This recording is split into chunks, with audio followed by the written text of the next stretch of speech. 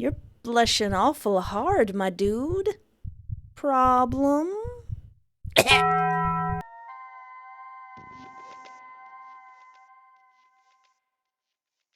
Hello and welcome to my YouTube channel. I am Espoir de Vide, and Day 2 has been released for the game You and Him. Now I'd like to jump straight into Day 2, but if you would like to see all that happened in Day 1, there should be a link either in the description or floating above my head, somewhere. I don't know how this machine works. It looks like I finally found you, my elusive little pest. Oh no! What's Adam's gonna do to me? Chapter 2. Saffron? Oh dear. This guy. Briar's Bar and Grill, earlier. Oh yeah, wasn't he waiting in the truck for me to come out of the bar? Saffron, I thought you were nice, but then I realized you're just as crazy as Adam. Stop being so handsome with your glowing green eyes. Saffron taps his fingers along the edge of the steering wheel as he watches you disappear into the bar, your body illuminated by lightning as it pulses through the sky. Idly, he brings his thumb to his mouth and licks. He can still taste your blood from earlier today, fresh and sweet, like cotton candy. A sharp contrast to your guarded personality, because when he said, "Hey, lady, I'm a complete stranger, want me to take you to a second location to keep you safe?" And I was like, no. He marvels at how much a person's taste can differ from how they present themselves to the world. Yeah, like Adam. Those who act soft and sweet often have a rancid aftertaste, or those who parade around with vibrant personalities often end up being bland in flavor. But you. He winces as his teeth accidentally tear through skin, and he draws his thumb away from his mouth, studying the pearl of blood forming at his open wound. Ah, he got carried away again. He licks it away with a quick swipe of his tongue, trying to ignore the vomit-inducing taste. Enough of this longing. Soon he'll have vials of your blood to mix with his liquor. Plenty to drink and savor for years to come if he preserves them long enough. Saffron! What's wrong with you? What the flip, homie? What's your deal? Why? I thought Adam was insane. You're worse. Not to mention the delicious meat he'll pair it with. He just needs to remain patient. All right, Hannibal. Saffron busies himself by looking at his phone and going after Cake's schedule. He shuffled around a lot due to Adam's unforeseen injury, which leaves most of their week open. Perfect, considering the amount of cleanup this will take. Adam informed him of your aunt being a probable causality, but since she's such a recluse, it's unlikely anyone will notice her missing for quite some time. They can make a few payments here and bribes there in order to keep suspicion off of them. Still, it would have been so much easier had Adam done what he set out to do earlier. Everything was planned accordingly, not a flaw in place. He didn't expect on me giving him a big old smooch to escape getting killed. So what happened out there that allowed you to escape? Why do you guys want me dead? What did I do? Did I spit in your oatmeal or something? Yesterday evening, Dower Hotel. Saffron steps inside the hotel's elevator and presses a button for the main floor, adjusting the cuffs of his button-down shirt as he waits for the doors to close. Dang. No matter how many times he gets his clothes tailored, they never seem to fit quite just right. It's not like he's hit a growth spurt. He's far beyond his prepubescent years, where changing height and lengthening limbs were a problem. No, it's another matter entirely. Saffron sighs and forces himself to stop fiddling with his attire, accepting defeat yet again, when a young man with short-cropped hair joins him. He smells faintly of lavender and honeysuckle. Ooh, those are two of my favorite scents. Yesterday it was rosemary and mint. He glances at the man's hands, slight hints of dirt caked underneath his cuticles, nails cut to the quick. Saffron smiles as his finger hovers over the elevator buttons. Floor? The man offers up a quiet, subdued smile of his own, mouse-like in nature. Now, Saffron, you better leave this young man alone. Lobby, please. Same as me, then, he says and hits the button. That in itself is a lie. He has nowhere to go, at least not until he's to retrieve Adam and help dispose of the body. No, he's here for him. Gardner, run! The cute and timid gardener boy who stares at the ground wherever he goes, even on his way to the little florist shop that he works at a few blocks down. Saffron bought a bouquet of meaningless daffodils in order to engage in even a slight conversation with the young man. And what he discovered underneath that demure, soft-spoken act was an inquisitive mind, one that Saffron was ravenous to get to know on a deeper level. Saffron turns towards the young man, about to engage in polite conversation, when his cell phone begins to ring, classical music flooding the small space. He smiles at the young man. Please excuse me. The young man holds up his hands, and Saffron catches the sight of a Band-Aid wrapped around his thumb. Oh, no, you're fine. Don't mind me. So considerate. Saffron has to dig his nails into his phone to keep his composure. Why you so crazy, Saffron? Patience, Saffron. You'll scare him off. He's made that mistake many times before, acting overeager and asking them to dine with him only for them to stand him up, and he's learned and adapted, and soon he'll have this man on a silver platter. He'll make sure of it. Saffron answers the call with a firm, "Hello?" There's heavy breathing on the other end, followed by a curse and a grunt. Fluff! Saffron frowns, worry zipping through him in an instant, but he forces himself to remain composed. Playing the part of a concerned parent will only serve to aggravate Adam. What happened? Adam hisses through his teeth, and Saffron hears the sounds of heavy footsteps. They got away. Saffron blanches until the words register. They what? Did he hear him right? But no one's escaped Adam. No one. So how? Adam answers, as if knowing exactly what's on Saffron's mind. They managed to catch me off guard before stabbing me with my own fluffing knife. Then they got in their car and sped off. Another grunt. Then, under his breath, I'm going to fluffing kill them. Saffron rubs the bridge of his nose as the elevator dings and the doors open, signaling they've reached the lobby. The young blonde steps out without a moment's hesitation, and any chance Saffron had for inviting him out to dinner is now ruined. Oh, well, I'm sorry, I ruined your plans, Mr. Saffron. He really hoped today was the day.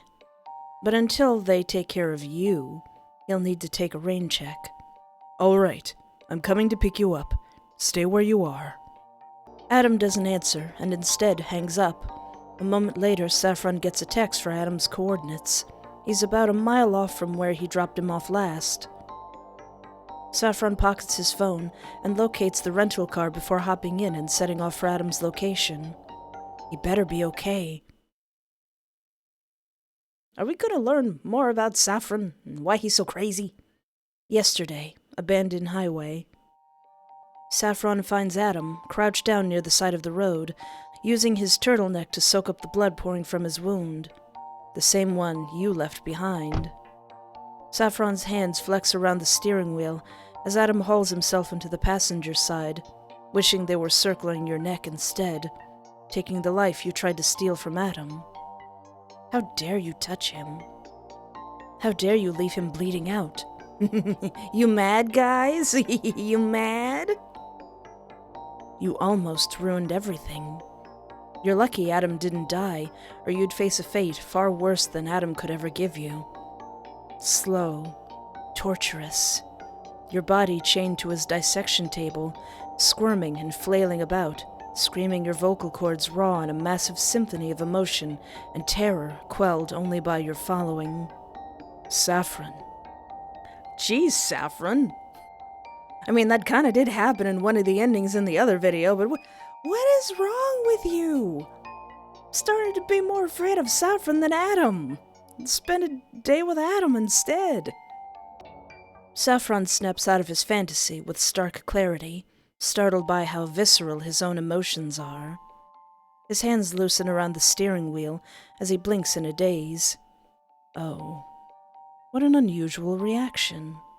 He's never felt such indescribable hatred, and rarely does he think about using such unnecessary violence, preferring to use tools rather than his bare hands on an individual. Perhaps seeing Adam hurt awoke the parental side of him. Aw, how sweet. He does care about the band members after all. How touching.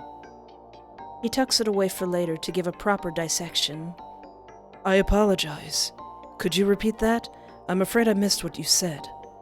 Adam's jaw ticks as he wipes away the faint sheen of sweat gathering above his brow, but he's far more subdued than usual, and his words lack their usual bite. Did you bring sutures? I'm fluffing bleeding out here if you hadn't noticed. Saffron tuts as he reaches into the back seat and retrieves a small white medical kit. He hands it over to Adam. Thanks. A dry response, and one that lacks genuine gratitude.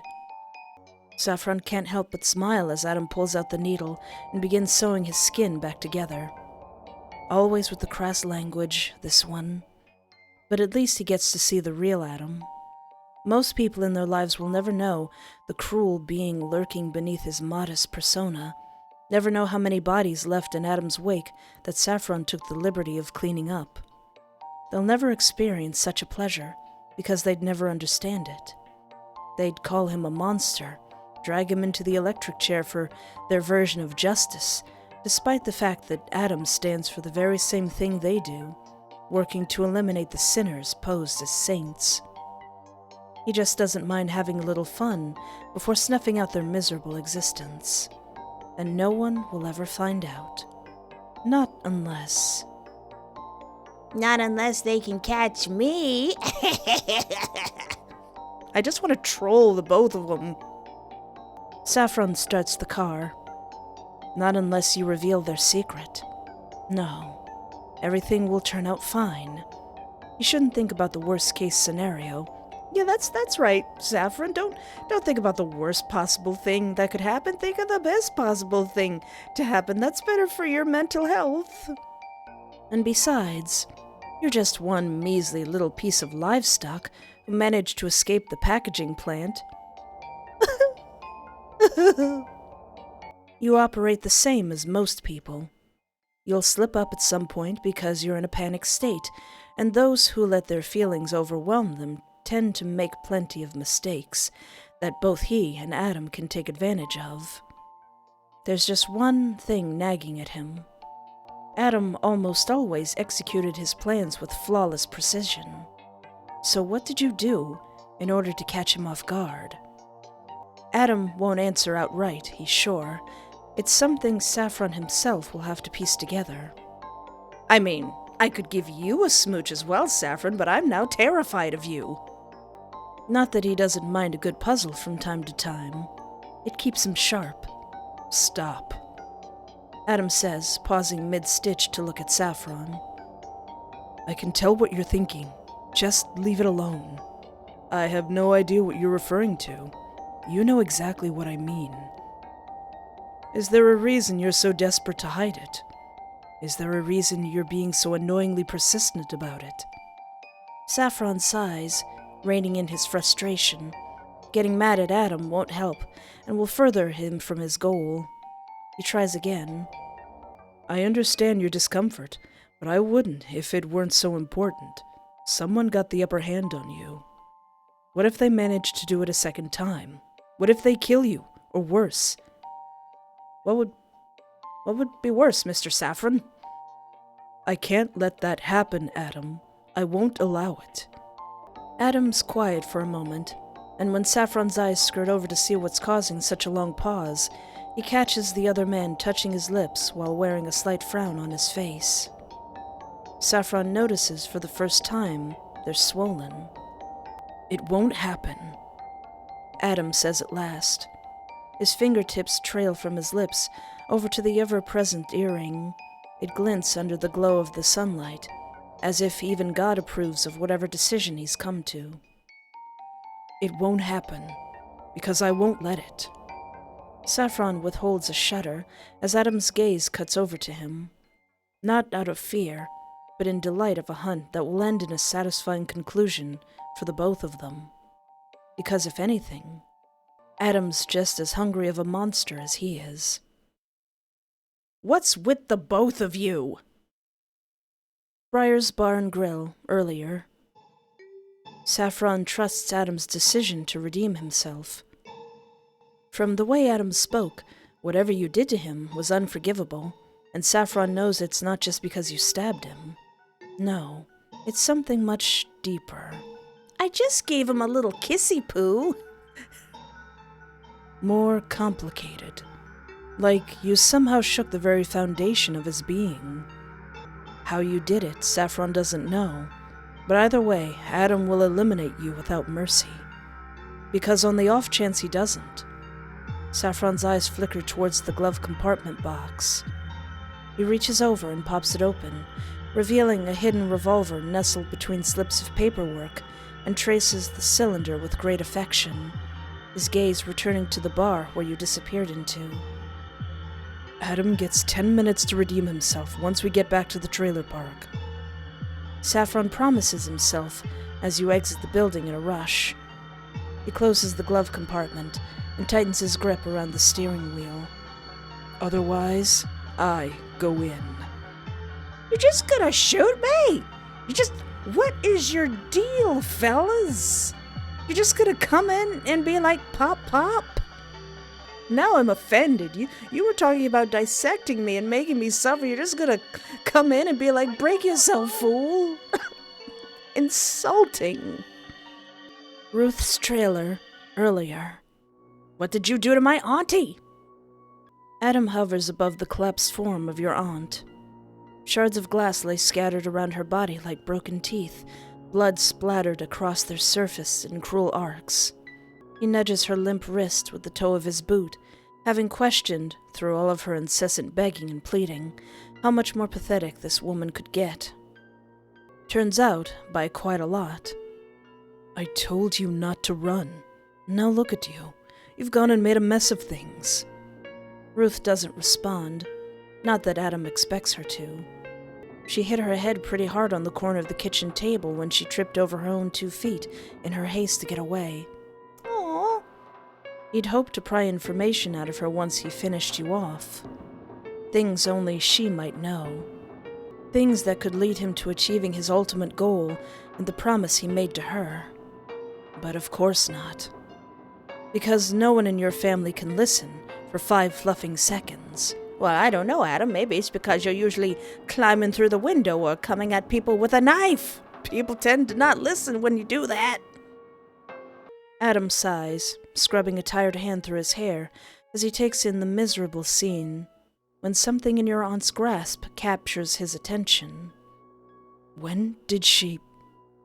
He bends down, keeping a careful distance from your aunt in case she's hiding one of the glass shards in her free hand, waiting for an opportunity to strike that will never come because he's all too familiar with the same tricks from his previous victims. Why are you so good at killing, Adam? He picks up the photograph tucked beneath her palm. The photo she kept hidden in her drawer. The one she was so desperate to protect. He takes note of the cracks on the glass, fissuring outward, starting at the edge of the frame and slicing through Ruth's younger self, splitting her apart in a twisted sort of irony. His gaze drifts over each of the 5 women until he lands on the one with wavy brown hair, her shy laughter concealed behind her hand. He almost forgot what it sounded like. Almost forgot the warmth and vibrancy after all these years. He can hear it now. Adam swallows hard and flips the frame over, undoing the back, letting the foam board fall to the ground with a dull thump before pulling out the picture itself. He peers over the newly freed photo, sparing another glance at your aunt. His expression hardens with hatred. She looks a little more like her younger self like this. Her hair loose from the scuffle, her arms spread like angels' wings. But nothing about this woman is angelic. I'll be taking this, Adam says before stuffing the picture into his wallet for safekeeping. If he can't get any information out of her, he reasons he'll just try using her other resources, like this photo, instead. Maybe even you might know something, considering your connection to Ruth. Some secret she could have spilled without you realizing their significance. Don't give it back. Adam catches the sound of a small, desperate whisper. He peers down at your Aunt Ruth and cocks his head to the side, almost mocking. Oh, are you still alive? She doesn't say anything, but he notices a flicker of movement from her hand. The same one he took the photo from. Huh. Stubborn and resilient. Just like you. Well, at least he can still glean answers from her and put an end to her miserable existence in the worst way possible. One he deems fit. He knows just the perfect ending for a woman like her. Adam lowers himself again, right as she makes a croaking sound, unable to distinguish what she's trying to convey. She's just garbling nonsense at this point, but he still has all the time in the world. So he'll play along the same way he did with you on that highway. He enjoys toying with his food as much as the next serial killer. What's wrong? Adam asks with mock concern, his tone sugary sweet with a bitter aftertaste. What? You want your little picture back? He waves the empty frame around before tossing the empty fixture towards her. The frame lands right beside her immobile arm. Her finger twitches in response. Adam's voice dips, lowering with malice. Do you really think you'll need that where you're going? She doesn't respond, leaving Adam to wonder if she passed out again or died on him. Adam scoffs. Ugh, you know, you're really crap at holding a conversation. Again, he gets nothing out of her. How disappointing. Adam's burner phone buzzes, and he glances at the message sent by Saffron. They're almost here. Adam smirks and pockets his phone, his body humming with anticipation. Showtime, he says, and tries heading for the door, when he feels a hand dart out and wrap around his ankle, the grip weak but persistent. Nails dig into the fabric of his jeans. Give it back. Adam pauses, staring down at her hand invading his fluffing personal space, taking in her poor attempt at stopping him with cold detachment. And if I don't, you'll, what, kill me? He reaches down and detaches her fingers, one by one by one, focusing on uncurling them before he gives in to his primal urge. He wants to wring her neck, to twist and snap her bones, watching as the life drains out of her. He wants her to suffer just as much as she did. This biscuit is the entire reason you can't fluffing stand liars. Adam, I don't know if you remember me. Of course he does. After all, how could he fluffing forget? What did my family do to you? Adam? Screaming. So much screaming. He covers his ears, closes his eyes, and tries to escape through his mind and thoughts, but they're all twisted together, like a hastily wrapped ball of yarn. There's a thump, followed by a crash from somewhere downstairs, probably in the kitchen. Why? Because it's always the stupid kitchen. The angry cacophony of curses and shouts reverberates through the closed bathroom door where Adam hides. He didn't want to stay downstairs in his room. Not when things are like this. He's afraid to get pulled into the fray. You keep making a fluffing fool out of me, Another crash and the sound of glass breaking. Adam ducks his head as if words are physical objects that are easily hurled and someone just chucked them at his face. Stop it. Just stop it.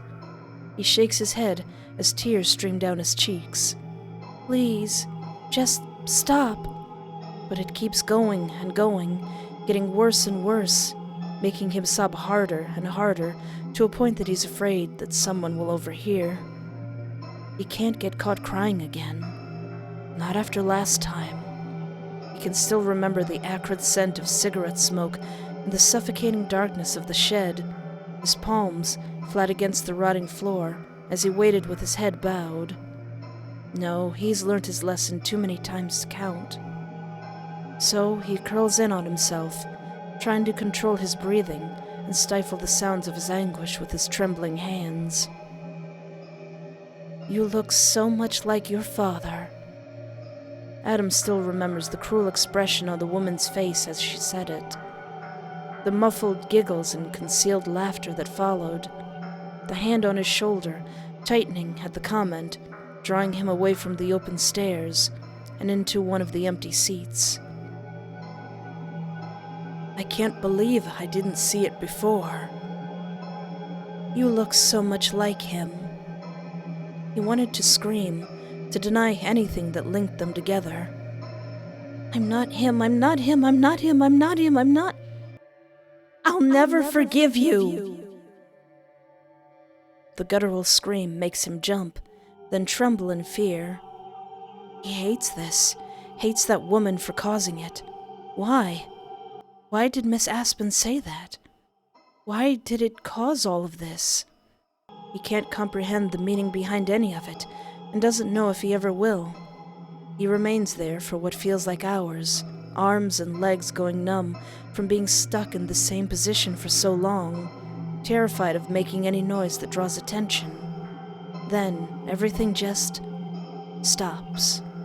An uneasy quiet fills the house, and Adam shivers. He wiggles his toes, trying to regain feeling in them, listening out for the chaos to pick up again. It doesn't.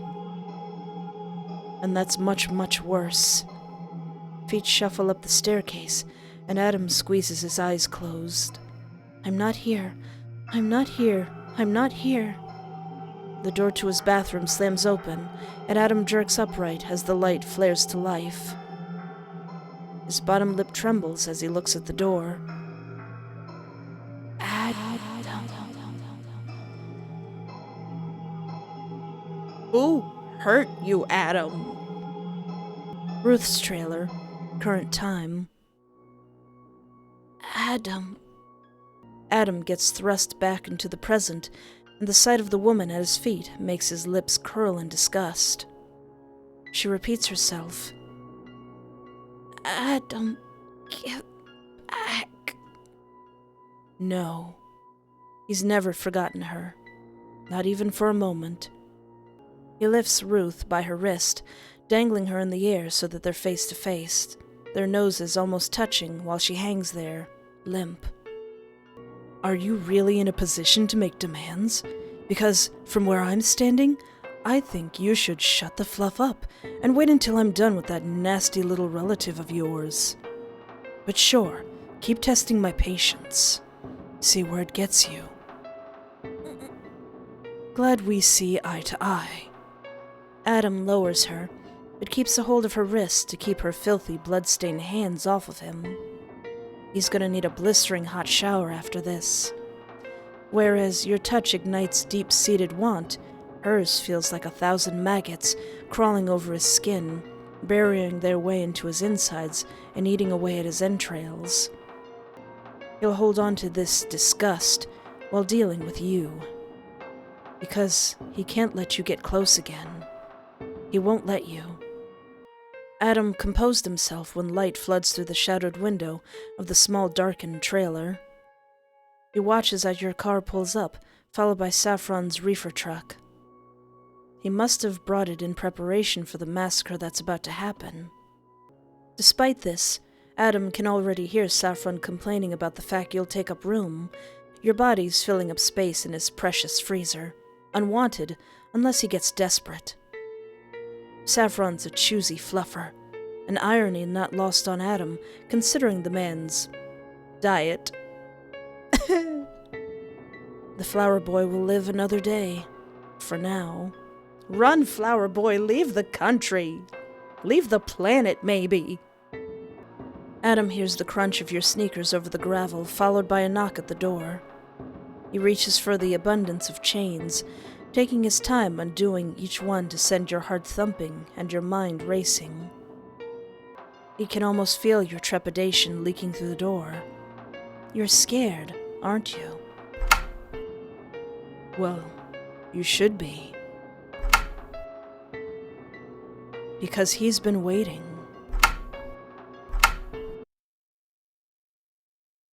All right, Adam. Let's get this done. Ruth's trailer, current time. I've finally found you, my elusive little pest. Adam. Your mouth goes dry at the sight of the purple-haired demon in the flesh. Yeah, you're kind of a butt, Adam. Stop being so hot and being so mean at the same time. What's your dealio? And how does he greet you? With a fluffing knife. You try looking down at the aforementioned knife without moving your neck. Otherwise, you'll impale yourself like a shish kebab and notice it's covered in dried blood. Did he seriously not, at the very least, clean the thing? And who does it belong to? You or someone else?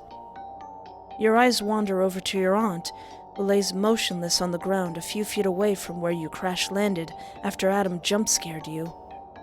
It's yours, he says, reading your mind. Your aunt did that with no real effort on my part. Right. Seriously, she tripped and fell. I actually didn't kill her this time. And he's also just a hurt, misunderstood soul who just needs lots of hugs and unconditional love to fix all of his baggage and deep-seated issues.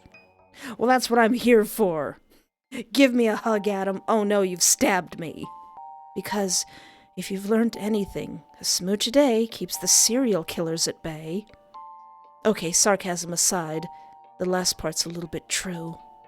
Kissing the killer ultimately did save your life when you were neck-deep in trouble and helped you avoid getting skewered. But even so, you're not buying his bull. The man lies as easily as he breathes. He's a repeat offender, considering none of his general audience knows he murders people for poops and giggles. Or at least, that's what you assume. He probably still would have fans if it came out that he was a flippin' murderer. It's either that or for a power trip. Quite possibly both, considering how Adam's personality flip-flops between cocky and aggressive. Why else target complete strangers? You contemplate this as you try adjusting the angle of your neck in order to put some much-needed space between you and Adam's weapon of choice. Well, that and to check if your aunt's still alive. Is my mean auntie okay? But Adam pursues you, giving you no wiggle room to work with, and he rewards your efforts by giving you a soft, warning prick. Eyes on me. You wince at the stinging sensation before fixing him with a glare. Oh, yeah. You forgot about his issues with personal space. Consider your bubble popped for the rest of your interactions because you're not getting it back with him around. Your earlier fear goes up in a puff of smoke, annoyance taking over the mantle instead. I'd say go fluff yourself, but after recalling our kiss from yesterday, I doubt you know how. Oh! Adam's jaw ticks at the comment. Oh yeah, buddy. Feel the salt in that wound. Hey, you mad, bro? Oh, sorry. Too soon? Stabbed. Why you mad, bro? Why you stabbing me? 'Cause you're mad. You say in mock embarrassment, widening your eyes to establish that you aren't sorry in the slightest, going straight for his weak point in retaliation since he went after yours. As sucky as Aunt Ruth is, you're not letting her die for your poor decisions. Adam's your burden, your cross to bear. You should have killed him when you had the chance, but you didn't. You won't make that mistake again. Not when you're armed with your own weapon, tucked into the waistband of your pants. You never learn, do you? Adam says, withdrawing his blade, right before it descends on your already wounded shoulder. Ah! You screw your eyes shut and turn your head, unable to duck out of the way with Adam boxing you in. You wait for the inevitable pain of knife tearing through skin and muscle, flashing back to that horrific moment on the highway when you tried contacting emergency services, your body readying itself when...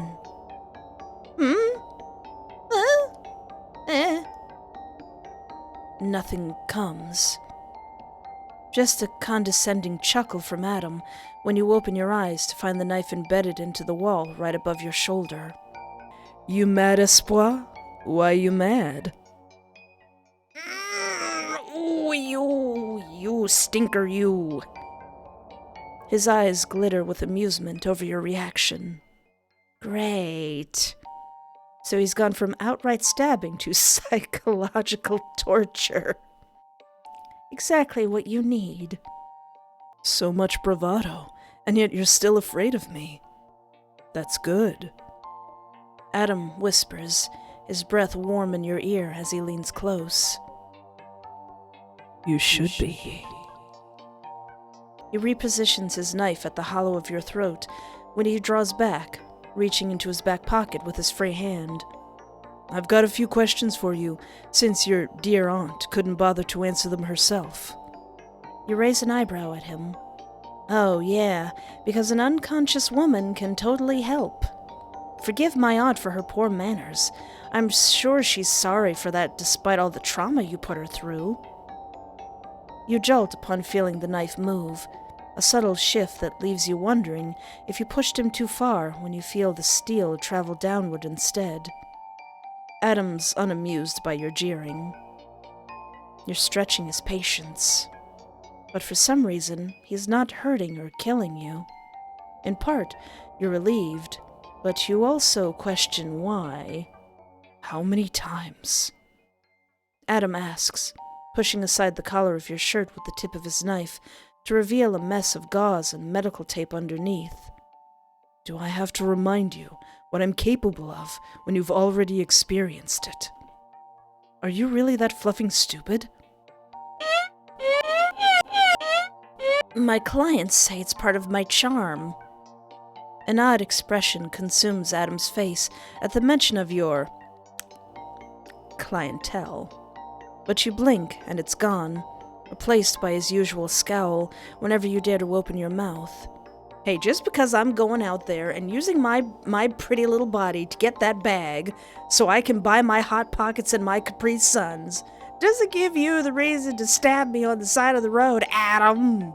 He finally pulls out whatever's in his pocket, a thin slip of paper, and unfolds the parchment. He presents you with a picture of your aunt and 4 other women. Now, tell me, do you recognize any other woman aside from your aunt? You open your mouth, prepared to fire off another quip, but Adam flips the knife and angles it towards your jugular. Aw, you don't like my jokes? Oh, fine. You swallow hard. Adam taps the picture against the seam of your lips. I wouldn't do that if I were you. Otherwise, my hands might slip. So I suggest... A cocky little smirk tugs at the corner of his mouth. You choose your words wisely. Dang it. You really don't have much of a choice but to comply. Can't make no jokes. Fine then. You'll remain complacent. For now. I was thinking that same exact thing. For now, but ooh, I'm gonna grill you. I'm gonna roast and grill you at the same time. Somehow. You take your time studying the photo when something about the woman positioned at the far left of the group, with her petal pink dress and delicate frame, captures your attention. While the rest of the women laugh openly, hers conveys a distinct shyness, almost as if she doesn't want the others to notice. Yet that's not what bothers you. It's the fact that you recognize her. But how? You examine each one of her features, poring over each minute detail in order to figure out where you remember those cupid bow lips and high cheekbones from. She's model pretty, distinguishable within any crowd, much like the rest of her friends. Birds of a feather flock together, you think, and notice how her arms aren't linked with the others. Until the cat comes. Adam wraps his finger along the top of the photo. Tick-tock. You're running out of time. I actually am. I've got 10 minutes before Saffron comes in here, and he's all like... This is the greatest handgun ever made. The Colt Single Action Army. You don't even bother glancing up. Hold your knife kink horses. I'm trying to fluffing concentrate. Then hurry up. The hand containing the photo darts out and grips the back of your neck, forcing your head to meet his gaze. The sharp press of his blade goes to the underside of your jaw.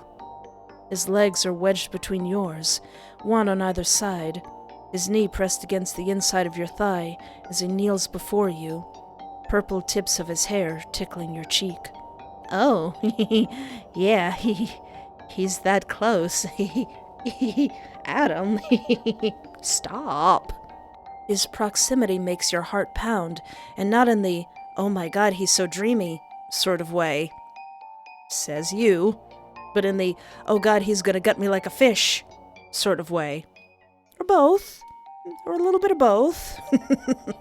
You weigh your options, deliberating on headbutting him, but decide against it due to the sharp obstacle blocking your way. Oh yeah. He's not underestimating you this time. Adam refuses to give you any ample opportunities to take advantage of his weakness. The knife isn't just there as a threat, but a barrier. You know, I can't see the photograph at this angle, right? You've looked at it for long enough. Now, tell me. He lowers his head, those pitch black eyes flashing red, his mouth stretching into a snarl. What do you know? You frown as you study the movement of his lips. Then, a light clicks on in your head, and you start connecting the dots. The high cheekbones, the Cupid's bow lips, right down to her wavy hair. Those features are a perfect match for the man right in front of you. You blurt out the words right before you can stop them. Holy crap! Why didn't I realize earlier? You look so much like her. Adam goes absolutely still. His pallor turns chalk white, his expression a mixed cocktail of emotions ranging from angry to haunted to tortured, all in the span of a few minutes. What did you just say? He's shaking so hard, you feel yourself vibrate thanks to your close proximity. The knife disappears from your throat, and you know it's now or never, because you won't find a better opportunity than the one presented to you. You don't know what triggered him, and you don't care. All you know is that your hands are reaching for the kitchen knife at your waist, driven by the instinct to kill him for everything he's done and going to do. Only one of you will walk out of here alive. You'll make sure it's you. Adam's lost in a daze when you bring your arm up in a wide arc, to which Adam dodges a moment too late, the front of his hoodie tearing in the process, blood spraying against the trailer walls. You try going for his black hole of a heart next, when Adam springs away from you. In a flash, he's at your own side, and your knife spears through empty air, lodging into the musty carpet flooring as you bring it down. You give the knife a harsh yank before getting to your feet. Yeah! Get him! The picture Adam used to interrogate you with flutters to the floor like a flag being dropped to signal the start of a match. We fight now! We knife fight now, Adam. You're gonna get it now. The bell has been rung. Yeah! Ah! The only pose you're gonna be doing tonight is laying on your back in that ring with me on top! Adam presses a hand to his chest before drawing it away to reveal blood smeared on his palm. I hope that fluffing hurt, you butthole, because there's more where that came from. You're practically spitting in his direction, geared up for a fight after all the heck he's put you through for the past 2 days, unrelenting in his pursuit. You're going to give this fluffer a taste of his own medicine. You thought you were the crazy murderer, Adam, but it is I who am the crazy murderer who will hunt you to the ends of the earth. This game will now flip-flop. Adam's slow to look up. His eyes are narrowed, but to your surprise, he's smiling, teeth bared like he plans on using them to rip you apart. It's primal, that smile, like he's been waiting for this moment his entire life. Like he's been waiting for a reason to finally end this. Cute, Adam says, his voice dipping low as he gives an expert flip of his knife before catching it by the hilt with trained precision. He points the tip of the blade in your direction. But I promise, I'm better. And quick as a whip, he's on you like a beast released from his cage, a snarl ripping from his throat as he tries slashing at your arm wielding the kitchen knife. You manage to pull back in time and hear the whistle of metal slicing through air, your knife cradled against your chest as you hit a wall. Adam descends on you. You try your best to keep him at bay, but you're an amateur in comparison to his seasoned practice. A fact that becomes crystal clear within seconds. He forces you to go on the defensive while he goes full offensive, his attacks jarring and harsh, forcing you to block one after the other in favor of lashing out again. Each blow chips at your already dwindling strength. Your injured shoulder burns from the exertion. You can't keep up at this rate. Everything aches, the pain echoing bone deep, causing your movements to become slow and clumsy. You're getting tired. Don't give up. Guess why in the game you have to believe. You have to believe in the heart of the blade. You're getting tired, worn down, but Adam is not. If anything, he's invigorated by your struggle to keep up, as if he's soaking up your fear to help fuel his bloodlust. There's a knowing smirk at the corner of his lips. He knows you're delaying the inevitable. His endurance will outlast yours, and once you falter, he's going in for the kill, like a snake constricting a mouse until its body folds. You both know he's got the advantage here. The odds are stacked against you. They were right from the beginning when you made the mistake of pulling over. There's got to be a way out of this. Come on, Deus Ex Machina! You grit your teeth, sweat dripping down your brow and along the curve of your spine as you try to fight back, try to find an opening. You won't find one. Adam taunts, guessing your train of thought yet again. Why don't you just give in to me? We both know you won't last much longer. He substantiates his point with another rough jab of his blade. Your teeth rattle from the impact, and you almost lose your grip on your knife, but you manage to remain firm. If anything, you're stubborn. A trait he couldn't beat out of you, even if he tried. Oh, come on now, you say with a huff. Now you're making the sex jokes way too easy. Did he? Did he make a joke? It flew over my head because I'm trying to survive. You gasp as his knife comes down harder than ever before in retaliation to your obvious jab, the steel pinging with his furious blows. Ugh. Maybe don't make him mad. Maybe don't make bro so mad right now at this point. Is that really all you fluffing think about? Sometimes, Adam says, clearly seething. Oh, he's cranky now. A fact you'd take pure delight in if he didn't say what he says next. Considering how you kissed me, and after finding out about that online job of yours, Your entire body goes cold. How the fluff do you know about my job? You wear a mask to conceal your identity, not out of shame, but for privacy reasons. So, how does he know what you do for a living? No, you guess you shouldn't be surprised. He's a stalker, after all, and you don't doubt he's dug into your background, probably at some point after you gave him the slip. I have a better question. You let out a yelp as he manages to grab a hold of your wrist while you're processing this new information. You lose your grip on the knife, and Adam kicks it away, shoving your one method of defense somewhere behind him with a scuffled boot before pinning your arm over your head. Dang it.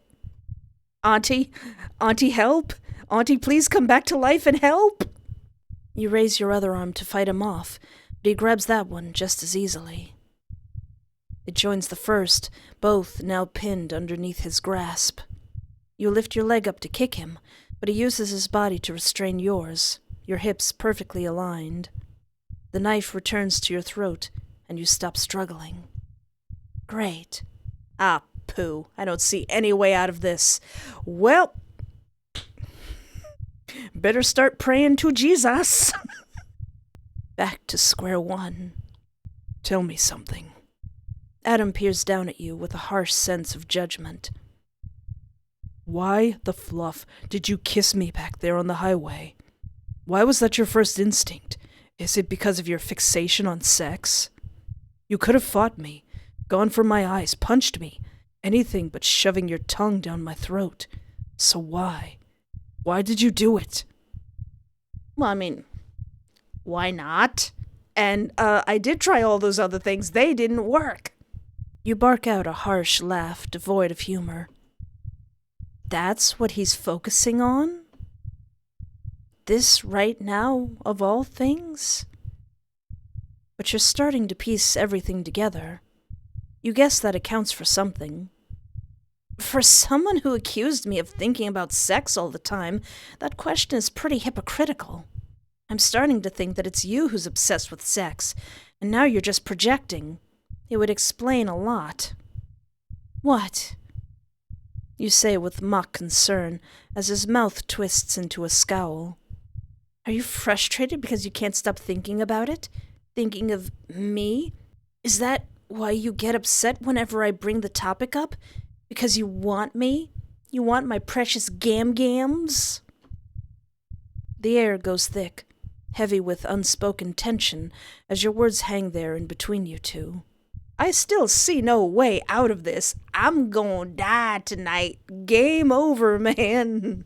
You hear the pitter-patter of rain against the trailer roof, the rest of the world going quiet, as if anticipating Adam's response, wondering what he'll do next. Whatever it is, you're ready. Aunt Ruth? Is Aunt Ruth coming in for the hot tag?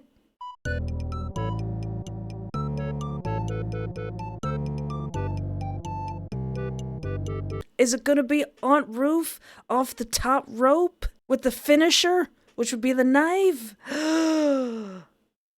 I should probably stop talking about wrestling. I don't know how many of my viewers actually know anything about wrestling. Ruth's trailer, current time. Ruth's mind fractures, splits apart, then gets reassembled once again before the cycle repeats. She hears a muffled argument, her ears stuffed with what feels like cotton, unable to decipher the string of conversation or figure out whose voice belongs to who. Glass cuts into Ruth's cheeks, arms, and legs. Hurts. Everything hurts. She is disoriented, unable to remember how she got acquainted with the floor. But Ruth does remember, and the only thing she can seem to remember is the man taunting her with the face of the woman she once cared for. With the face of her first love. Les gasp! How cruel. Ruth reaches for the photo, the only picture she has of her first love, because if she's going to die, she wants to die by her side. That's all she can ask for. Her hands fumble over the shards of glass, but finds the space beside her empty. Then another memory clicks into place. Adam taking her away. Adam shoving the photo into his pocket, mocking her feeble attempts to get her back. Adam. The hex spawn birthed from the hips of an angel. A monster in the making, just like that bastard, the one who took what she couldn't have, telling her that her love was a sin. That it was vile. And she wanted to prove him wrong. Wrong Wrong, wrong, wrong, wrong, and now she's gone. These men keep taking her love away from her. Adam and that bastard both. Ruth seethes on the ground, her fist clenching when she sees something glittering from an arm's length away. Like a present. Like a gift from God. Thank you, Jesus! Thanks, Jesus. It's cool. Ruth reaches out and wraps her fingers around the handle of the forgotten kitchen knife. Yeah! Aunt Ruth coming in with the hot tag. The crowd goes wild. Is that why you get upset whenever I bring the topic up? Because you want me? The words hit Adam like a freight train as soon as they pour out of your mouth. A violent clash of flesh and metal, his head spinning on impact. What the fluff are you implying? Denial surfaces in his brain, something most people do upon confrontation, and Adam's no different. You're wrong. He doesn't want you. He'll never want you. But Adam knows he's lying to himself because of the excuses he makes just to touch you, reasoning that he's only using his body to trap you, and not because he wants to get close enough to feel your body heat, to feel you. Yes, he wants you. God, he wants you. His dream self admitted as much as the thought disturbed him. It makes him sick having these feelings. He needs to kill you, and yet he's acting like a kitten seeking warmth for the first time. Your flesh against him, your bodies without a centimeter of space between them, and all he wants to do is lift you up and... No. Adam crushes the thought without mercy. Whatever he's feeling, this blatant and unwelcome desire, he can't give in to this particular sin. He made a promise. He vowed never to give in. You're a temptation, one he's desperate to overcome. You're the hardest obstacle he's ever faced, one many would say the devil put in his path to lead him astray. But Adam wonders if regular people are the real devils. He's almost certain you are. His own little devil meant to seduce him away from his original purpose. But he won't. He can't. You break the silence, your voice alluring as a siren's to a ship captain. Why are you so quiet? Not even going to deny it? You raise a brow at him and his lack of a rebuttal, like you can read his thoughts and see the war raging behind his eyes. His lips curl into a snarl. Don't you do that. Don't you fluffing dare look at him like that, like you've got him figured out. Adam presses the knife deeper into your skin so that it's almost cutting into your neck, and you wince despite the fact that he purposely didn't break skin. One more push, though, and there'll be blood, plenty of it. Your chest heaves against his in response to the unspoken threat. He's breathing heavier, too. He convinces himself it's because you're afraid and that he loves your fear, and that's why he's breathing so fluffing hard, and not because of the friction of your chest against his. His lust for blood always outweighed his attraction towards other people. So why shouldn't it work now? Answering one question with another? How very like you. I seem to recall a certain someone whimpering against my mouth, unable to restrain himself. Are you telling me that was a different serial killer? I wouldn't be surprised, considering you kissed me, a complete stranger. Nasty habit you've got there, kissing dangerous men. Do you do that often? If so, maybe I should cut it out of you, starting from here. He taps your chin with the tip of his blade before guiding it down your front, shifting his body to allow the knife to guide towards the top of your navel, as if he's tracing lines on a map. To here.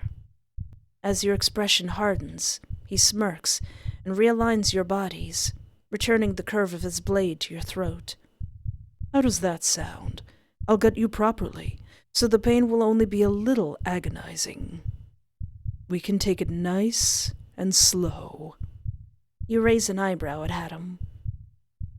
Okay, now it just sounds like you're trying to flirt with me, and it's getting a little sad. Sorry, Adam, but you're not my type. I like men who don't stab me upon first meeting. It's called having standards. Why do I, who falls for these yanderes and insane men, feel a little bit called out right now? Adam's lip curls into a snarl. If that's how you see this, then you're delusional. His nails dig at your wrist, and you bite your lip to keep from crying out. He ignores the way his body throbs. How do you keep forgetting? I almost killed you last time, and I'm capable of far worse, because I've done worse. Make that of what you will, but there's nothing about you that will keep you safe from me. You're deluding yourself into a narrative that you've built based on one experience. Then say it. Or better yet, go through with it. You challenge, not backing down. Because as far as I can tell, you've had plenty of opportunities to torture the answers you want out of me, and you haven't even cut me once. Why is that, Adam? You stabbed me as soon as you got the chance when we first met, so why aren't you doing it now? Why are there only threats and none of your previous violence? You gesture over to your aunt with your chin. I told you that wasn't my fault. She totally slipped and fell. You did it to her, so why not me? Come on, Adam. Tick-tock. You quote him from earlier. Oh, I love how catty this main character is. Adam's gaze narrows. He spoiled you too much by not following through with his threats. He'll have to change that. Are you sure you're in any position to push me? Do you think I'm not capable of hurting you anymore? That I can't kill you once I get what I want out of you? Because I'd beg to differ. He presses his forehead against yours, forcing you to look into his eyes, to see his resolve and burning hatred for what you awoke in him. Then beg, you say with zero hesitation, lifting your chin, holding his gaze like you're his equal. Because even with this, your eyes go up to gesture towards your foreheads before locking on Adam's face once more. You're just finding excuses to touch me. I know what attraction looks like, Adam. I've seen it with my clients, seen it in my everyday life of what happens when a man wants someone, and you match the entire fluffing definition. Why are you so afraid to admit it? Scared I'll use it against you just like last time?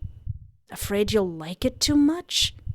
Your body shifts against his, and Adam withholds a groan, grinding his teeth to cover up the wince that follows. Too late. He sees you've already caught on. He needs to prove you wrong, that your body isn't his ultimate weakness, and he's not someone pathetic enough to be controlled by sexual desire. He's not your clients. He's not like any of them. Well, I mean, some of them are probably murders, I wouldn't know. And he'll show all of you, here and now. Adam withdraws his blade, rising it high over his head, and says, "Wrong move," before bringing the knife down. Aunt Ruth, help! Outside in the van, current time. He counts down the minutes ticking by. 5, then 4, then 3. At 2, Saffron pulls out his gun and loads 3 bullets into the chamber. What you need 3 for? He glances up at the trailer he's parked in front of. 1 more minute, and he's going in. Ah! Ruth's trailer, current time. Aunt Ruth, hot tag, any moment now, please. Adam's knife comes down, and you brace yourself for the familiar sensation of steel tearing through flesh and bone, knowing the futility of fighting, but trying anyway. You thought you had Adam pegged, that you had him all figured out. You thought you understood why he hesitated, but you didn't. No, I still think you're going on the right path. And now you're going to pay the ultimate price. And there's nothing you can do to stop it. Chest puffed. Stay strong. You grab onto your old friend's phrase like a lifeline, keeping your gaze locked with Adam in one final act of defiance, willing the hatred in your eyes to haunt him for the rest of his days. I like this, MC. You may kill me, but oh, I'm gonna haunt you. It was you who couldn't escape him in life, but in death, you're determined to return the favor tenfold. Oh, you think you're taking a shower? I'm gonna take your towel and move it somewhere else. You go to prepare yourself some ramen noodles. I'm gonna make the pot boil over when you're not looking. I'm gonna mess with your phone alarm so you miss all of your appointments. You curse him until the day he dies. You don't even bother to keep track of the blade as it plummets towards your chest in an act of sheer stubborn willpower, refusing to show any signs of weakness. At least, even through all of this, you can take consolation in the fact that he never was able to break you, that you maintained some sort of dignity, even in the end. You clench your fists. You jut out your chest, and you hold your head up high, like you're above this, above him. Adam notices the subtle change in your demeanor, his eyes widening in surprise, as though he expected for you to crack and start begging for mercy. The knife comes down and stops right above your heart. Adam's breathing hard, his hands shaking with visible frustration, unable to tear himself away from your captive gaze. He tries again. Adam raises his arm, brings the knife down, and the invisible chains that stopped him the first time around stop him yet again. Something holding him back, something giving him pause as he fights tooth and nail to deliver on his promise. Adam's gaze flickers down to his traitorous hands, the same ones that refused to give in to his commands, before returning to look at you. Adam's jaw clenches, his molars grinding. You're surprised he doesn't chip a tooth in the process. Dang it! Adam hurls the knife away, the steel embedding itself perfectly into the wall parallel from where he threw it. Ugh! Gosh darn you! Gosh darn you! Ah! Adam's hands encircle your throat, and he slams you onto the wall. You claw at his fingers, his arms, his chest. You're losing oxygen fast. Your vision turns black at the corners. Spots dip in and out of your peripheral like glittering stars. You can feel him shaking again, this time for an entirely different reason. You're blushing awful hard, my dude. Problem? You can feel how desperate he is to kill you, to escape the humiliation of his attraction towards you. He's acting like a wild animal, trapped and afraid. Tears prick at the corners of his eyes, and you witness something genuine and raw rise to the surface. Vulnerability. Why the fluff did you have to appear? Why? Are you here to torture me? To mess with me? To break me? His voice cracks and fissures as his hands tighten and constrict, a war rampaging behind those darkened eyes. He's battling the deep-seated truth of your words. I don't want to feel like this. I don't want to feel any of this. I need it to stop. I need you to stop. I'm begging you to just stop. Why couldn't you have just done like everyone else? Why did you have to kiss me? His hands give one last squeeze, and then they're gone. You take in a much-needed lungful of air, coughing and sputtering as you collapse against the wall. You're trying to catch your breath, but Adam's face grows near. What is he? The question dies in your throat as soon as you see the intent behind Adam's eyes, his lips parted as his warm breath brushes against your skin, his expression tortured as he knows what he's about to do will ruin him. You hear a scraping sound coming from above. His nails. They're clawing their way down the wall in a last feeble attempt to restrain himself from giving in. I hate that I want you. Oh. Adam, we could just join forces. You don't have to kill me. You'd probably feel better if you didn't. His voice is barely above a whisper before his mouth descends upon yours. Your head spins from his quick and sudden transition, and you don't even have time to shove him away, his lips almost brushing yours, but not quite, when... Give her back! Uh-oh. Dang it, Auntie, you couldn't have come in for the hot tag like maybe 2 minutes ago. You had to do it now. Oh, well, it's very much appreciated, Auntie. Someone roars from behind Adam, and all of a sudden his body jerks forward, his back bending at the impact of an unseen blow as something slams into him. There's a sickening, wet thump, followed by a gross squelching sound. Adam grunts through clenched teeth. Give her back, give her back, give her back! Another thump follows the first, before Adam growls and sweeps his arm out, sending the person behind him, your Aunt Ruth, flying across the floor. She collides with the wall before slumping to the floor. Auntie! Ruth blinks, momentarily stunned. In her hands, she wields a knife drenched in crimson, the same one Adam kicked away moments before. When Adam turns his back to you, focusing all of his attention on your aunt, you spot 2 fresh wounds near Adam's shoulder blades in near-identical slits. They remind you of what's left behind when a fallen angel gets stripped of their wings. Cool! Ah! Adam's gonna have a hot tag of his own when Saffron comes in here with a revolver. Adam sways like a drunken man. He braces his hand against the wall, nails torn and bleeding from where he clawed at it earlier, to keep himself from kissing you. Ooh. Right. He almost kissed you. Voluntarily.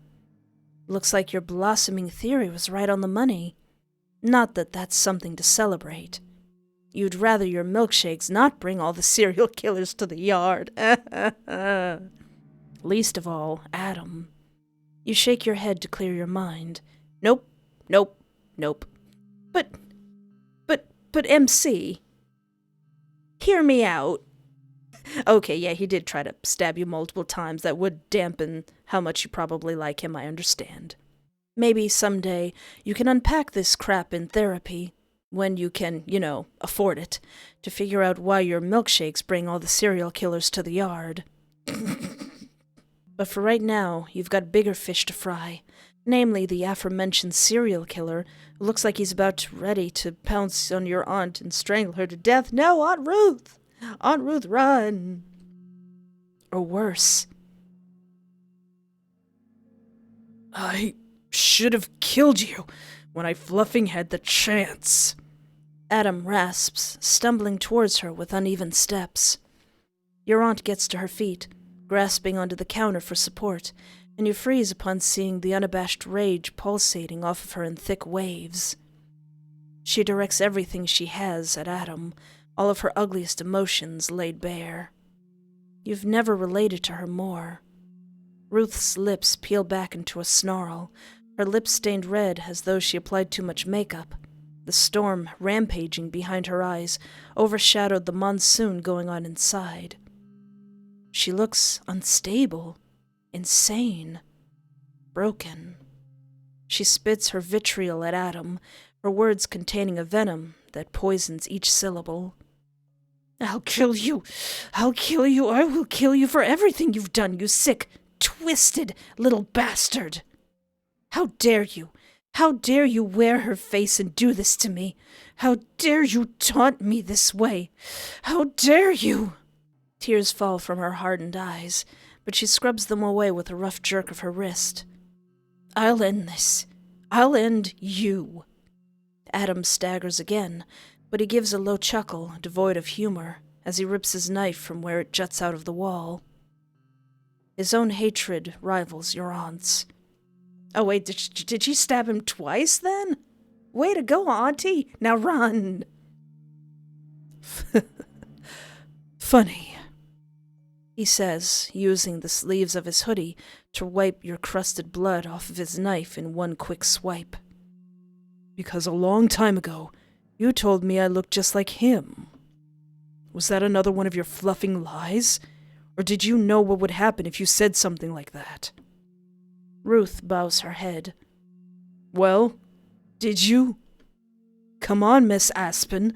Tell the truth for once in your fluffing, miserable life. Fault.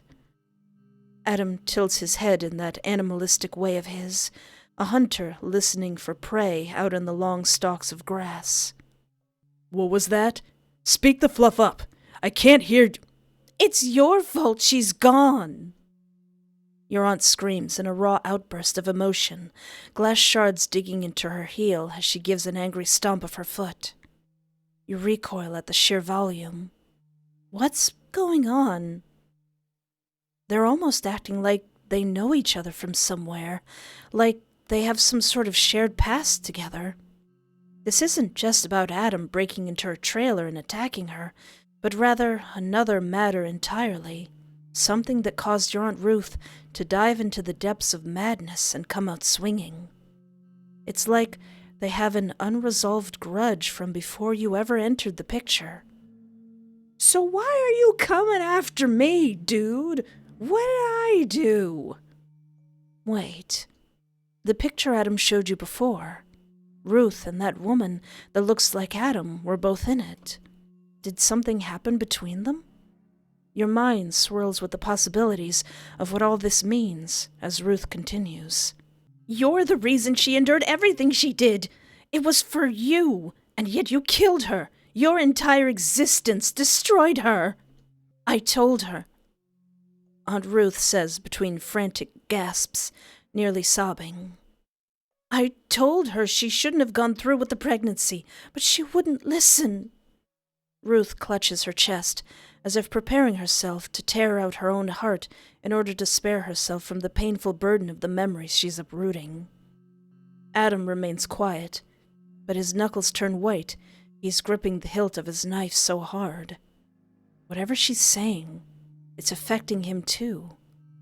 What he did to her, you know that all started because of you, don't you? But she never told you that because she wouldn't want you to blame yourself. But you should have. You watch with mounting horror as Ruth's feet leave behind bloody tracks as she steps over the glass, daring to get closer to Adam. He remains eerily silent as she gets in his face and jabs at his chest. And now she's gone because of you. You took her away. You took her away. You gosh darn piece of poo. You took her away. Again. She's breathing hard as she reaches the end of her crazed rant.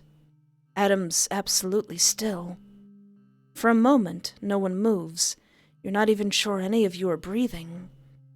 Then there's a lightning strike, and the room becomes illuminated in a yellowish glow that shows Adam lifting his head. And all heck breaks loose. Adam's on your aunt in an instant, because even while he's wounded, he's fast.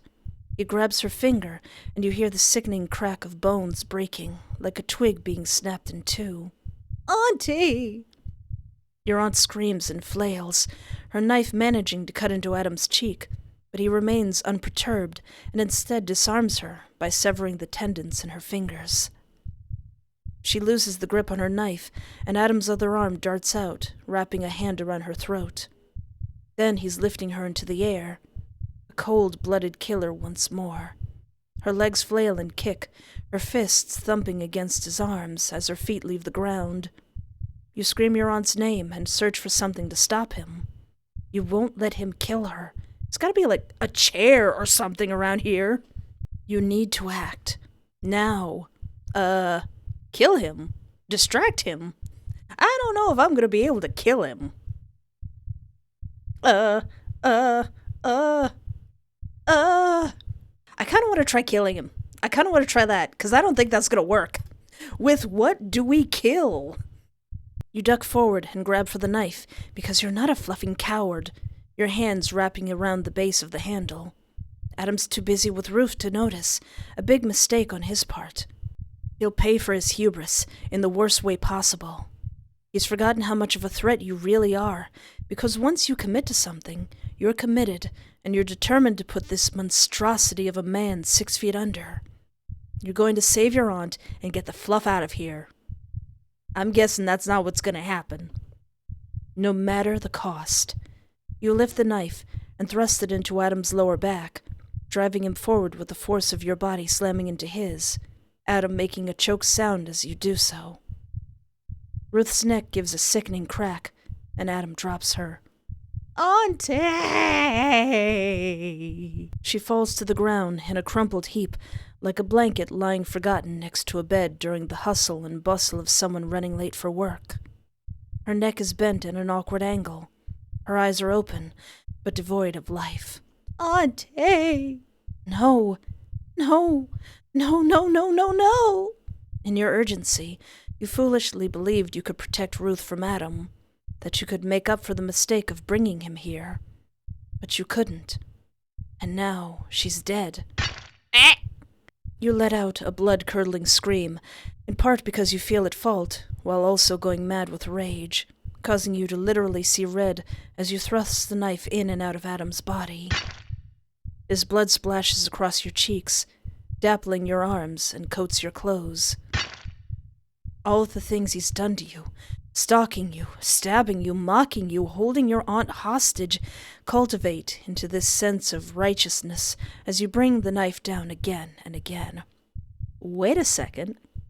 Now, didn't Saffron just say that he's gonna be really ticked off if Adam gets killed? You're lucky Adam didn't die, or you'd face a fate far worse than Adam could ever give you. So, Saffron's probably at the door. He's probably putting his hand on the handle as you're doing the nifty to Adam. Adam. I didn't realize how much that joke would work. So Saffron's probably gonna come in here and go entirely beast mode, and that's how this is gonna end. Place your bets that that's how this is gonna end. You fall on top of him as he collapses, your legs going on either side of him, pinning him down. He reaches a shaky arm out. You sink the knife's teeth into it, because he's not getting away from you. No matter what, you're going to kill this fluffer if it's the last thing you do. Your resolve far superior to his when he gave up the chance to end your life. Your free hand rakes down his back, your nails chewing at the skin of his arm, your nails sinking deep into muscle. You feel raw, vindicated after all the turmoil he put you through.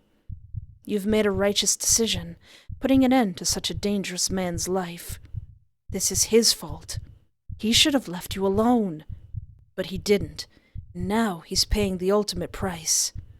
Tears stream down your face as you plunge the knife into his spine one last time before you withdraw, your hands shaking from both the rush of adrenaline and a sense of looming dread at what you've done. You took a human life. And he's a famous person, so no one's going to listen to anything you have to say. You went above and beyond self-defense, aiming to draw out his agony other than quickly putting an end to his reign of terror. But it's over, isn't it? He's dead, right? Adam? You say his name tentatively, almost like you expect him to get up, dust himself off, and ask if that's really the best you can do before finishing what he started. Half expecting him to actually get back up. You get up, clutching the knife to your chest, searching for signs of life. There are none. Just like Ruth, his eyes are open, but there's no longer a soul behind them. Well, if Adam even possessed a soul to begin with. Which you doubt. You try one more time. Adam? Pookie Bear? You good? Again, he's silent, and blood trickles out of the corner of his mouth. He's gone. He's really gone. He's no longer a threat to you or anyone else. It's over. It's over. It's never ogre. You're half crying, half laughing now, your breath coming out in ragged gasps before transitioning into a barrage of hiccups because you're so overwhelmed. You bury your face into your hands. You're smiling. Finally, you've been released from this nightmare. You're safe now. Or so you think. You don't hear the front door open when a harsh voice makes you jump. Adam? Then, a little more frantic, the edges frayed with disbelief. Adam! You look to see Saffron, leaning against the door for support, a hand pressed to his mouth, his brows upturned and drawn together as he processes the devastating scene before him. He's staring at Adam, searching for signs of life, but coming up empty. He dead. What's wrong with you? I say you, he did. I say you, he dead. He looks like a parent who just lost his child. Like Adam's death just turned Saffron's entire world upside down. He looks as vulnerable as Adam did before he kissed you. A weakness exposed to its fullest extent. Saffron's voice cracks. What did you do? I stab him. I stab him. That's what I did. He got on my bad side, so I stab him. He's shaking his head, and he goes to Adam's side, turning the other man over, his hands cupping Adam's face like he can bring him back to life by willpower alone. Don't do this to me. Please, don't do this to me. You take this as your opportunity to make a break for it, while serial killer number 2 grieves over his loss. Eep! But right as you reach the door, a hand clamps down around your wrist, dragging you kicking and screaming back into the trailer, shutting the door behind him, sealing you inside and away from prying eyes. No one can hear your gut-wrenching cries over the rampaging storm. The only sign of the torture you endure is your blood leaking out from beneath the door sill, washed away by the drip-drop of rain. Okay. I understand. I saw that coming. Hey, at least you didn't put one between the eyes. I appreciate that. Bad and 5. An eye for an eye. Yeah, I figured killing him wouldn't work. I gotta say, I have no idea where this story is going, and I love it. I love it. All right. How will I distract him? You grab a skillet from the kitchen counter, in favor of going for the knife currently laying in front of Adam's feet. I mean, why not both, just in case? You aim high and slam the metal against the back of his head. Yeah! Looney Tunes, this guy! Adam lets out a strangled noise and releases your aunt in the process, sending her tumbling to the floor. Onto the broken glass? Ruth scrambles to get away from him, her attempt to flee halted when her back hits the mattress inside of her bedroom, and her eyes dart towards the small nightstand with a single drawer. Oh wait, I think she has a weapon too, somewhere. Adam cradles the back of his head with a hand, and he spins on the heel of his boot. Did you really just Looney Tunes me with a frying pan? He looks like he's about ready to inflict the same punishment he did to Ruth onto you. But then recognition clicks. You can see the conflict in his eyes, the hesitation. But you're already on him, because you don't share the same qualms. You drop the skillet and finally go for the kitchen knife, seeing your opportunity, and bring your arm in an upward slice. You cut through his fingers, not enough to sever them, but enough for him to lose his grip on the handle of his own weapon, and you hear the satisfying clang of metal hitting the floor. Good! He drops to the ground in order to dodge your second follow-up attack.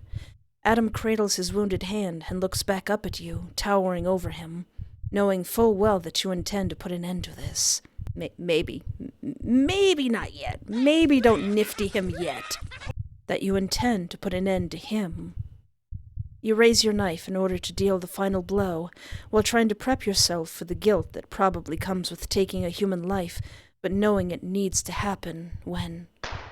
Oh no! Somebody got pow-powed! Pain bloomed and spreads like poison ivy crawling up the side of a house. You blink in complete and utter confusion. What was that just now? You look up from where Adam is crouched and notice your aunt standing in her bedroom doorway. She's got a gun in her position with the drawer open beside her. When she lowers her weapon, you can see her face turning ashen, her eyes going wide like saucers, her gnarled fingers trembling. She mouths something you can't quite make out. You blink again. What happened to your hearing? Was it the bang? Did it somehow burst your eardrums? You try raising your arm. You notice Adam staring up at you while on his knees, his own face mirroring Aunt Ruth's horrified expression, which almost makes you laugh because you feel a little lightheaded and not quite right for some reason.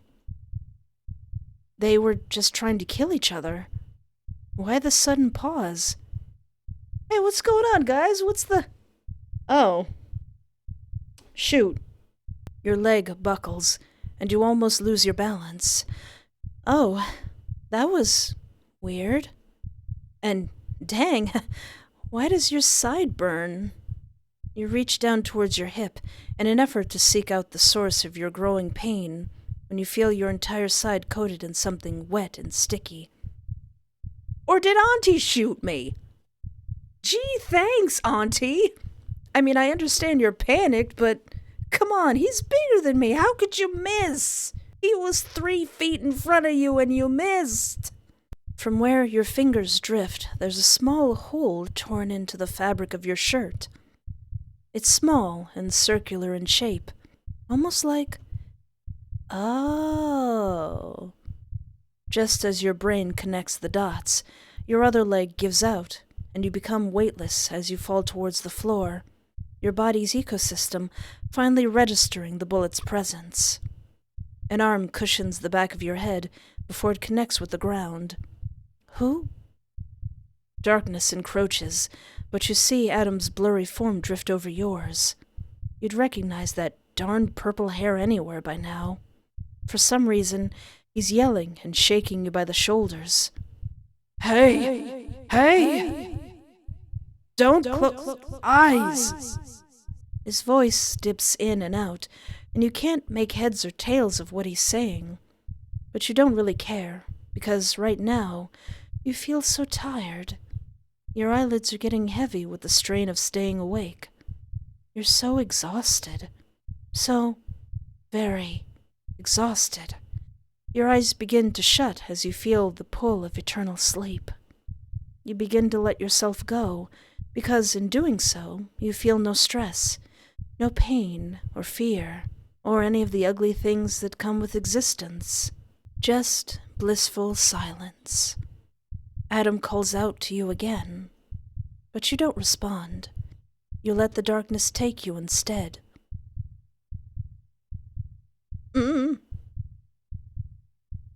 Adam propels himself forward on instinct and catches you mid-fall. Hey! Hey! Your eyelashes flutter and, crap, there's a ton of blood. He tries shaking you to keep you awake, but you're fading, and you're fading fast. The sight of you so weak and defenseless agitates him. Where the heck do you think you get off? You survived him, and yet 1 bullet to the lower abdomen is too much for you to overcome. You're really gonna fold to friendly fire? Oh, so Auntie did miss and hit me. Thanks, Auntie. There's no way in heck you're getting out of this that easily.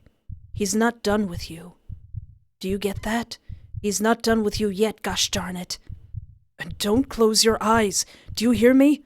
Don't close your eyes. Your breathing slows as the lower half of your shirt becomes soaked in red. You're not listening to him, and your eyes close, and no matter what he does, they refuse to open. Fluff! Adam snarls and rips off his hoodie, tearing at the cotton sleeves in order to help staunch the constant flow of blood, cradling your limp body in his arms while he hopelessly tends to the wound. You're going to die. You're going to die, and there's nothing he can do. When he closes his eyes, a memory flickers like a candle wick, one of murky red water and the drip of a bathroom sink, and no. He doesn't care if he needs to drag you from the depths of heck, kicking and screaming, so as long as you live. Adam, you are a very confused serial killer. He'll bring you back by force if he has to. He's not letting you go. Wake the fluff up! Do you hear me? Wake the... There's the click of a gun, and Adam feels something metallic get pressed into his temple, cutting him off. His eyes snap over to Ruth, who stands above him, gun in hand, with her finger on the trigger, ready to blow his brains out at a moment's notice. She doesn't even bother looking in your direction or separating you two. She's not here to help you. She's here to kill him. The photo. Where is it? You've got some fluffed up priorities with your flesh and blood lying here. She pistol whips him, and he grunts. The gun drills into his temple upon return. Ooh.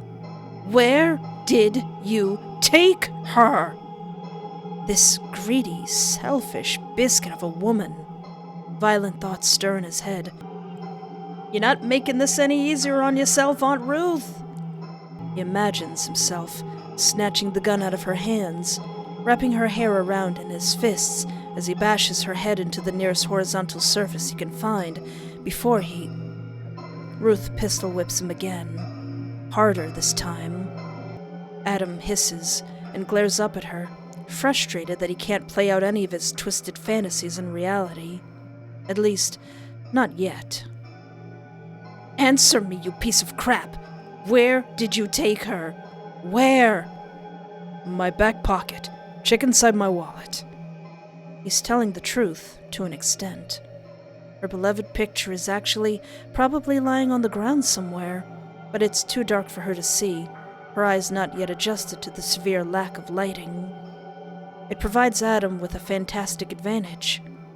Ruth takes his words at face value, exactly as planned, and when she reaches for his back pocket in search of her precious photo, he brings his arm up and wrenches Ruth's wrist backwards, another gunshot going off as Ruth pulls the trigger, this bullet hitting the roof instead of its intended target for a second time in a row. She won't get a third chance. Ruth shrieks as Adam wrenches her hand back, positioning the muzzle of her gun underneath her jaw. Looks like I have the advantage again. He curls his finger over the trigger. Aunt Ruth, no, even though you were going to leave me bleeding on the ground, but Aunt Ruth, no! Ruth thrashes this way and that, but Adam's stronger than her, too strong for her to have any hope of crawling her way out of the mess she's made. When that doesn't work, she begins sobbing. What? Does she think he'll let her go if she cries hard enough? That she's someone worth pitying? The idea is so funny, it's almost laughable. She seems to sense his lack of empathy, because she becomes bitter in the next instant, cycling through a rainbow of emotions, her shrieks rattling the kitchen cupboards. You don't get it. You don't get it. I loved her. I really loved her.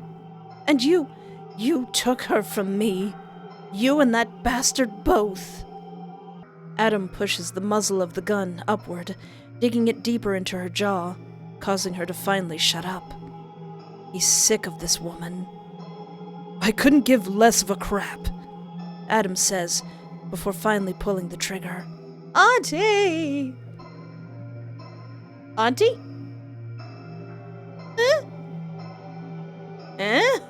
Adam blinks. Nothing happens.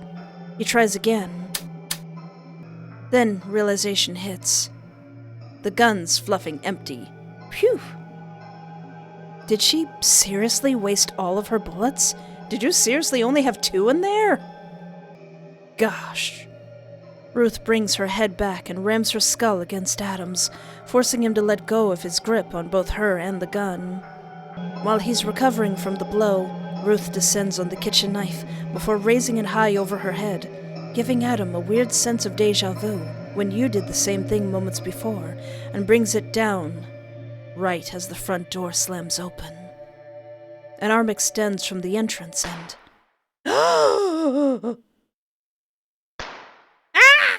That's 2 bullets, Saffron. You got 1 more. Ruth sways for a moment, staring down at Adam in a silent accusation, before crumbling to the ground like a marionette with its strings cut. Aunt Ruth. Even though you were incredibly ornery and kind of left me to die and was super mean to me. She lands face first into the glass shards, a gaping hole just an inch above her ear leaking ichor. Adam already knows that she's dead. Shot, not once, but twice. The arm, in possession of the gun that killed Ruth, disappears before Saffron fully steps into the trailer. His slacks, vest, and button-up cling to his body due to the rain. Even his hair, usually slicked back for a sense of professionalism, is disheveled. All this violence aside, I think that would look very hot. He cocks his gun again as he looks at Adam. Adam sees the question sitting at the tip of his tongue. Are you all right? But Saffron knows better. Instead, he gestures towards Ruth's corpse and your unconscious form. What happened here? Adam ignores Saffron in favor of returning to your side, checking for a pulse. There. A heartbeat. It's faint, but there. Adam gathers you up into his arms at the confirmation of your survival, in spite of his injuries that throb in complaint. Oh yeah, you got stabbed in the back twice. He turns to Saffron, who quietly observes the whole interaction. There's a faint crease between his brows, his displeasure obvious and tangible. Adam knows of Saffron's prying nature, knows that he's bubbling over with questions, but refrains from asking them because getting a straightforward answer out of Adam is tricky in certain circumstances. But that doesn't mean he approves of what he's seeing. Adam, however, could give 2 craps about what Saffron thinks. Saffron, Adam says, his voice sharp like a command. Saffron looks up at Adam, albeit reluctantly, and he continues. There's a photo lying somewhere on the floor. I want you to grab it alongside Ruth and bring them both to the truck. We're leaving, he says, and brushes past his manager, who remains stationed inside the doorway. Adam's almost halfway down the steps, your body becoming drenched from the bulk of the rain, when Saffron's hand clamps down on his shoulder. Adam doesn't even bother turning around. Let go. His voice is quiet, deadly. A serpent in the grass, hissing at the hungry wolf. A monster baring his fangs at the other beast who dared challenge it. Just tell me why you're bringing them with us, Saffron says. What do you want with them? Give me one good reason why, and I'll drop the matter entirely. Adam looks down at you, your expression calm and serene in your unconscious state. You look sweet, gentle, innocent. But Adam's well aware you're nothing of the sort. Yeah, I'll cut you. You distracted him from his initial purpose, his ultimate goal, leading him to darn near cave into his sudden desires. And he almost did, didn't he? Why did you kiss me? Adam shakes his head, disgusted. Stupid, illogical question made on impulse with the heat of your body surging against his, one that cost him greatly because he no longer has Ruth, the singular person connected to his past. Yes, it's unfortunate. He no longer has her, but... Adam! Saffron urges, and Adam gazes down at your unconscious figure, resolute in his decision. He no longer has Ruth, but he still has you. Despite the fact that you're a liability, you're his only other option right now, and because of that, he needs you. He's not keeping you around because he wants you. You're simply a necessity. Yes, Adam thinks with growing conviction. He needs you, that's all. Adam finally manages to shrug Saffron off. Remember what I told you when we first met? Adam asks, recalling the memory of pink-tinted water spilling over the lip of a bathroom tub the water sloshing against his torn sneakers as he stood there with mounting horror. I had to read that again and piece it together. Did somebody do something in a tub when he was little and he witnessed it? Tears streamed down his sore face. Of course. There's a sense of underlying pity in Saffron's tone that Adam loathes, but he refrains from drawing attention to it. Instead, he slowly pivots towards Saffron, the tips of his purple hair whipping around him as a large gust of wind hits the trailer park with sudden ferocity. The cross earring cuts into his cheek. Ooh. A small punishment from the previous owner, he's sure. I need them in order to complete my promise, Adam says at last, his eyes flashing red as he lets the agony from the age-old memory consume him. My promise to her. Okay, Shadow the Hedgehog. What does Saffron think about all this? Saffron's office, current time. Saffron stares out at the near-desolate landscape from his balcony doors, his arms folded behind his back as he relishes in the rare quiet of the sprawling hills. This place exists high up in the mountains, a perfect place to avoid getting caught on camera surveillance. Out here, no one will bother investigating the blood-curdling screams or the growing stench of the woman rotting in the back of his reefer truck. Well, not that she's rotting per se, but she smells absolutely vile. At least to him. But that's probably due to his lack of interest in her. You, on the other hand, smell absolutely delectable, even with your festering shoulder wound at the beginning stages of an infection. He had to stop himself from lunging for you while you lay unconscious in the passenger seat of the truck with Adam, tending to your injuries in an effort to keep you alive. Saffron nearly gave in to the urge of pulling over and devouring you whole. He fantasized about tearing strips of flesh off your bones. He thought about what sauces and seasonings to pair you with. He salivated at the prospect of lopping off just a finger or toe as an appetizer. Okay, Tate Frost. Jeez, guy. He came so close to giving in to the ever-present hunger, but refrained due to Adam's insistence that he needs you. Or, at least, that's what Adam claims. But Saffron suspects something more. He's never seen Adam get so possessive about a target before, going as far to smack Saffron's hand away when he reached for you in order to keep the strain off of Adam's wounds. It's like Adam wants you for himself for whatever reason. And Saffron feels disappointed, cheated, because they made a deal. He gets the bodies of the dead and darned after Adam eliminates them. That's the agreement. Uh-oh. As a result, Adam doesn't need to worry about the details of getting rid of some pesky evidence or a body, and Saffron can divulge in his own sadistic pleasures without doing any of the dirty work. It's a mutually beneficial transaction. And now, Adam's changing the rules of the game and making up mundane excuses as to why Saffron can't have you yet. Oh no, there's a conflict! It's frustrating. Saffron realizes he's gnawing at the skin of his thumb, a nasty habit he really needs to get rid of, and wipes the saliva off with a square piece of tissue paper. The urge to taste you is unbearable. It's borderline torture. Saffron sighs and folds himself into the plush desk chair in an effort to calm himself. He's not mad at Adam, but frustrated with his decisions as of late. Because, like it or not, they're affecting him too.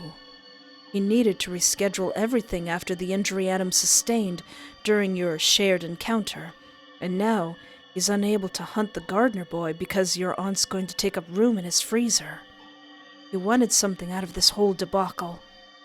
You were an equally appealing prospect, so he felt satisfied. Now, with neither you nor the gardener boy, he's ravenous. A little speck of your blood is not enough. He needs more. Adam, please protect my unconscious body. Saffron's hand fans out against his desk, his fingers brushing against something. Oh, the picture. His eyes fall on her, and he feels the monsters subside in an instant. Remember what I told you when we first met? Adam had said, and Saffron did. And Adam is as sincere now as he was back then. So why is Saffron thinking such ludicrous thoughts? How shameful. Saffron places the picture into his desk drawer and chastises himself for letting himself get so worked up over a piece of meat, putting his own needs above Adam's for unjustifiable reasons. Adam does what needs doing. He doesn't complicate matters unless warranted. He should trust Adam. Perhaps he's imagining things. Yes, that's right. He just jumped to conclusions. Once Adam's done with you, he's sure the boy will follow through. He's not anchored down by mundane feelings like most people. It'll all work out. There you go, Saffron. Just think of the best possible scenario. But what if it doesn't? A tiny thought argues, his inner doubt. What if you're right? Maybe you should take care of them yourself, just in case. No, stop it. Saffron swats the thoughts away, waving his hand as though they're a fly buzzing around his head. But he's gnawing on his thumb again. Saffron's pocket buzzes. Someone's calling him. Perhaps the venue management over the sudden cancellation. He looks at the caller ID. His heart skips a beat. Why is he calling? And why now, of all times? Did he see something on the news about what took place at the trailer park? Is it about him? About Adam? Calm yourself, Saffron. You won't know until you answer. So, Saffron clicks the green button and presses the phone to his ear, putting on his best, everything is great performance. So nice of you to call. To what do I owe the pleasure? Saffron exhales the caller's name. God. Not the Lord. Ah! Oh no! Ah! The Lord! The Lord high above. Once... what? My brain is full of confusion and intrigue. But I love this story. Well, that was Chapter 2 of You and Him. And, whoo boy, I love how much of a ride this story is. I don't know which way it's going. And every time I think I know which way it's gonna go, it goes another direction and gets even deeper. But we must wait for any further development on the story. So if you would like to follow the developer, there will be a link in the description where you can do that. And keep in mind that this game is made for adults. I would love to read any comments or thoughts you have about all this happening. Who's scarier at this point, Saffron or Adam? Because right now, Saffron, he's so crazy. Why is he so crazy? Why you want to eat me, bro? And I would really appreciate it if you like or even subscribe to my channel, because apparently the likes are very, very helpful to my channel and it helps it grow big and strong. But anyway, thank you so much for hanging out with me. Take care of yourself. Have a great night, and remember, there is always hope.